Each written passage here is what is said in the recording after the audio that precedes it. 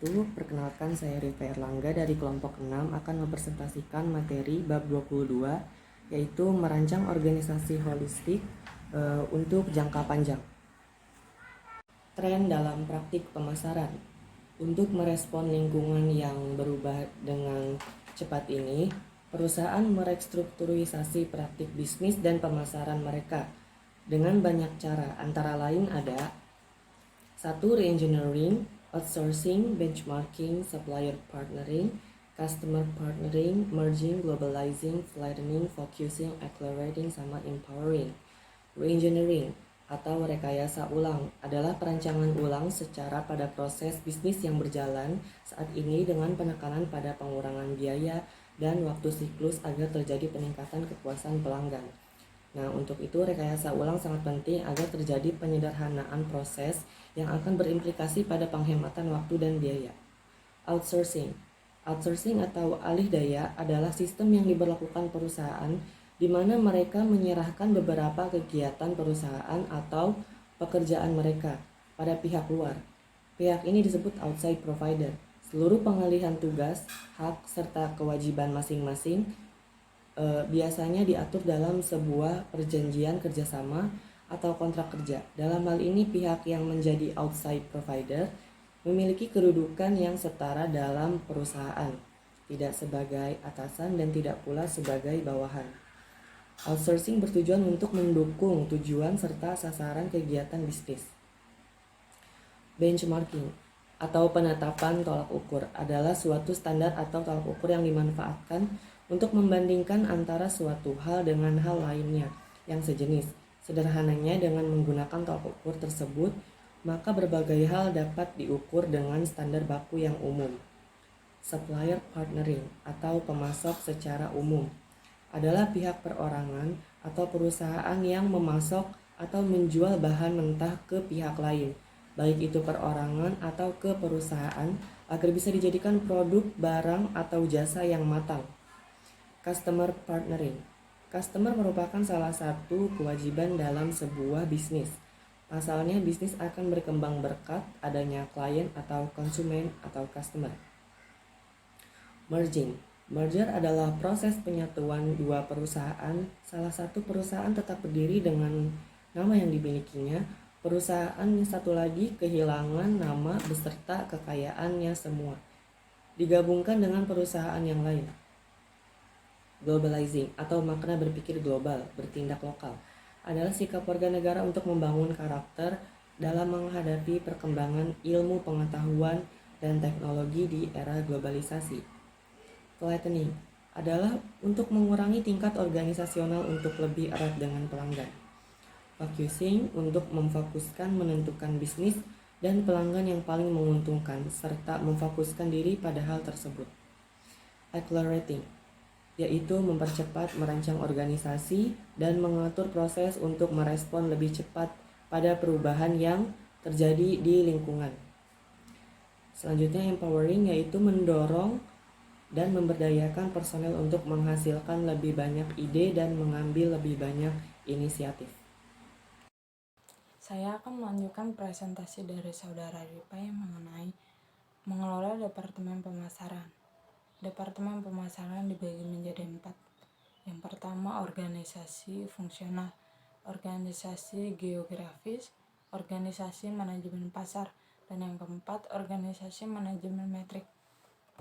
Organisasi fungsional yaitu bentuk organisasi pemasaran paling umum, terdiri dari para spesialis fungsional yang melapor ke wakil presiden pemasaran yang mengordinasikan kegiatan mereka. Kelebihan dari organisasi fungsional yaitu administratif lebih sederhana, sedangkan kekurangannya yaitu efektif jika jumlah produk dan pasar meningkat. Organisasi geografis yaitu bentuk organisasi pemasaran berdasarkan wilayah penjualan, baik nasional, regional, distrik. Kelebihan dari organisasi geografis yaitu lebih memfokuskan pemasaran secara wilayah dan memperhatikan segmen etnik dan demografis, sedangkan kekurangannya biaya iklan dan promosi di tiap wilayah berbeda, tidak seragam sehingga biaya promosi akan menjadi tinggi. Organisasi manajemen pasar. Manajemen pasar mensupervisi beberapa manajemen perkembangan pasar, spesialis pasar atau spesialis industri, dan menciptakan layanan informasi sesuai kebutuhan. Kelebihan dari organisasi manajemen pasar adalah mengelola kegiatan pemasaran untuk memenuhi kebutuhan kelompok pasar yang berbeda. Dan kelemahannya yaitu tugas manajemen pasar cukup banyak, sama seperti manajer produk. Sedangkan organisasi manajemen metrik yaitu perusahaan yang memproduksi banyak produk untuk membayar pasar mungkin menerapkan organisasi metrik. Sedangkan kelebihan dari organisasi metrik yaitu cocok untuk perusahaan multiproduk, multipasar. Sedangkan kelemahannya yaitu wewenang terbatas, tugas manajer banyak, biaya organisasi ini mahal, yang sering menimbulkan konflik. Selamat siang semuanya. Di sini saya ingin melanjutkan penjelasan yang sudah diberikan sebelumnya oleh teman saya Desi, yaitu adalah hubungan dengan departemen lain. Yang pertama, memuaskan hubungan dan harapan pelanggan. Yang kedua, memberikan seminar gabungan untuk memahami sudut pandang fungsi lain.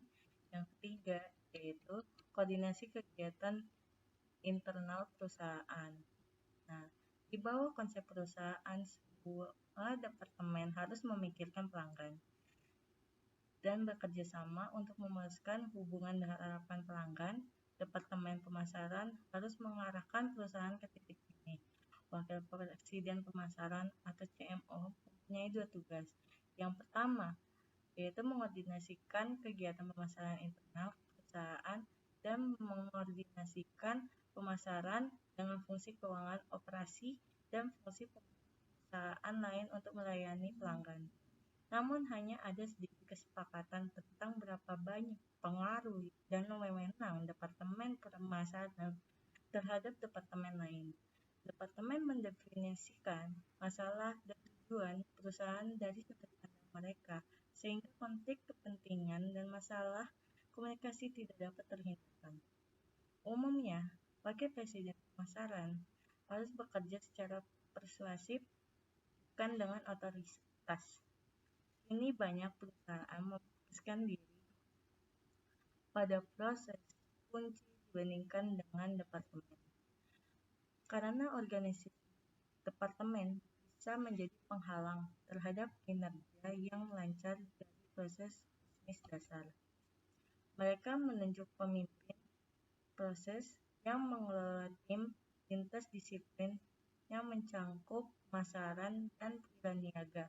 Hasilnya adalah personel pemasaran bisa mempunyai tanggung jawab ini yang solid kepada tim mereka dan tanggung jawab tidak langsung kepada departemen pemasaran. Nah, selanjutnya adalah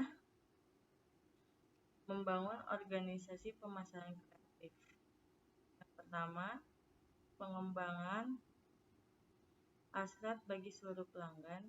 Yang kedua, pengelolaan segmen pelanggan dan bukan segmen produk. Yang ketiga, pemahaman pelanggan melalui riset kualitatif dan kuantitatif. Membangun organisasi pemasaran kreatif.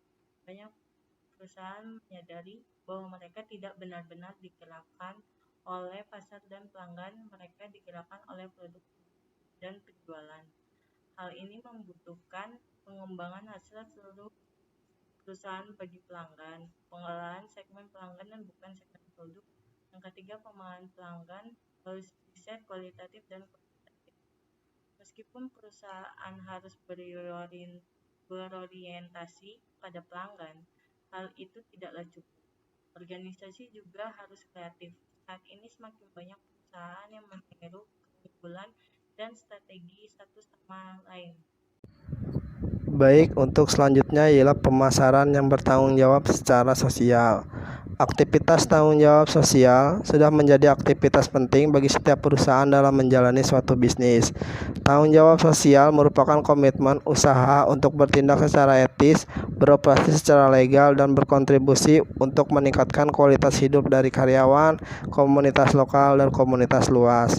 Pemasaran tanggung jawab secara sosial yaitu kewajiban perusahaan untuk memberikan manfaat dan mengurangi efek negatif pada masyarakat, serta kekuatan yang mendorong perusahaan untuk mempraktekkan tingkat tanggung jawab sosial yang lebih tinggi, seperti yang pertama yaitu peningkatan harapan pelanggan, yaitu maksudnya ialah peningkatan perkiraan atau keyakinan pelanggan mengenai apa yang akan diterima. Yang kedua yaitu perubahan tujuan dan ambisi karyawan, maksudnya setiap pekerja memiliki tujuan yang lebih baik dalam bekerja. Yang ketiga yaitu peraturan pemerintah dan tekanan yang lebih ketat, merupakan batasan agar nilai-nilai sosial dalam pemasaran tersampaikan dan tidak melenceng jauh karena diatur melalui peraturan yang berlaku. Yang keempat ialah perkembangan minat investor dalam kriteria sosial.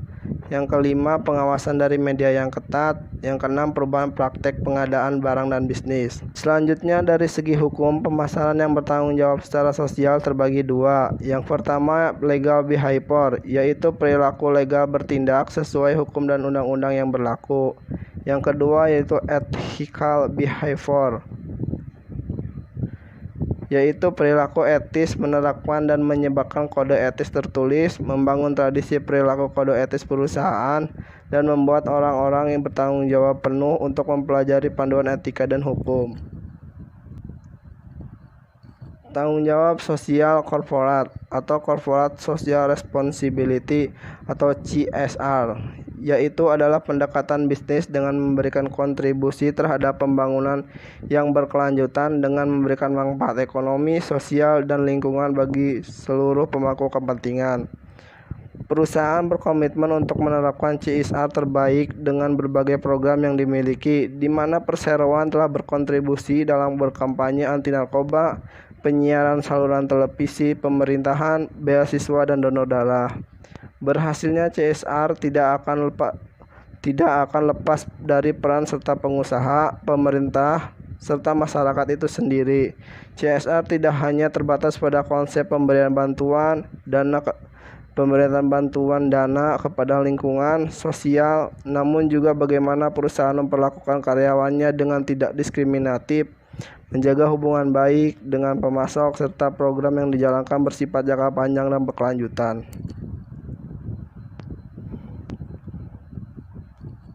Model bisnis yang bertanggung jawab secara sosial. Model bisnis yang bertanggung jawab secara sosial, perusahaan yang melakukan inovasi, solusi, dan nilai dengan cara bertanggung jawab sosial merupakan perusahaan yang paling mungkin berhasil. Semakin banyak perusahaan yang mempercayai bahwa tanggung jawab sosial korporat dalam bentuk donasi tunai, kontribusi selain uang, pemasaran terkait gerakan amal, dan program sukarelawan karyawan bukan hanya hal yang benar, tetapi juga hal yang cerdik untuk dilakukan.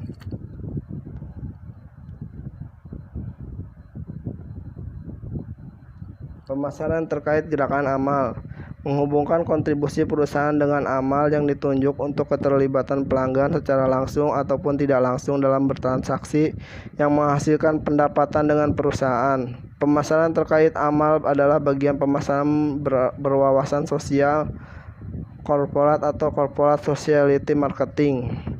Adapun kelebihan dari pemasaran terkait gerakan amal, yang pertama yaitu meningkatkan kesejahteraan sosial, menciptakan positioning merek yang berbeda, membangun ikatan konsumen yang kuat, yaitu kesadaran merek, meningkatkan citra merek, memantapkan kredibilitas, mendorong perasaan merek, dan menciptakan kepekaan komunitas merek.